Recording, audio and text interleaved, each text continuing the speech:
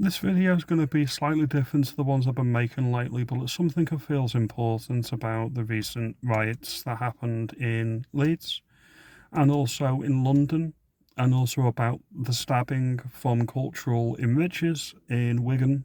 Okay, first of all, I want to say I think there's two types of people, and this isn't a diversity issue and this isn't a cultural enrichment issue per se. You've got people that are disruptors.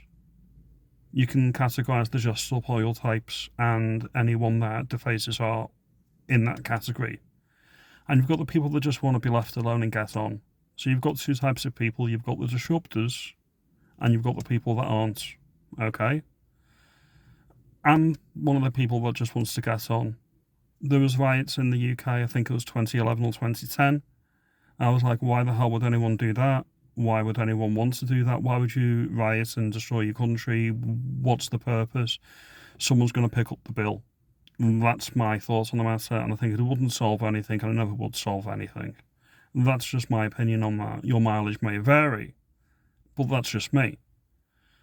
But there should be one rule for everybody, not the police running away in riot gear from the riot because they don't want to intervene because they're afraid they might be called racist. If you're unable or unwilling to police a situation, get people in who will. The military, if necessary. We should have a national guard for things like this. The damage in Leeds and the damage in London has to be paid for by somebody. And again, it'll be this nebulous phrase out in the ether that no one really pays attention to, the taxpayer. Well, guess what? That's me, and that is other people who haven't made the video, and that's people who may be watching this video as well. We are all the taxpayer. We are all paying for it. Okay?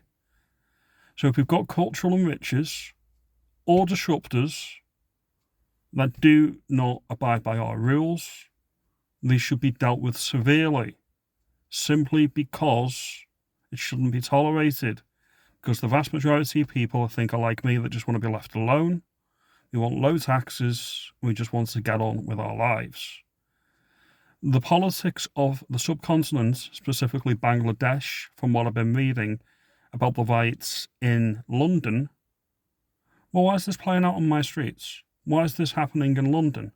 Why is it being tolerated? I have questions and I have thoughts about that. And then in Leeds, we've got apparently a social services and child safeguarding issue that escalated into a full-blown riot. There's safeguarding issues all over the country with the kids all the time. What makes this one so special? Now, if you look at the majority of people that I've seen in videos, they're mostly from a certain demographic and a diverse background. And then we have a local councillor on the TV and on video clips saying, oh, this is a deprived area. That is no excuse.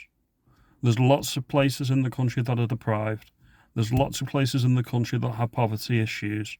There are lots of places in the country that aren't Leeds, that are much poorer, and the people do not riot. Okay? I think it's more specific, and the more specific part of it is you've got entire enclaves, we'll get there with that word, in this country, and not only do they not assimilate into the wider country and the wider demographic of the area, they pride themselves in being different, in being separate, in being other. That shouldn't be tolerated and that shouldn't be accepted. This is the United Kingdom, and you should assimilate to the dominant culture. If you don't want to do that, I'm sure there's other countries in the world that'll be more than happy to take you and accept your rioting and not have a problem with it. Our country should not be one of them.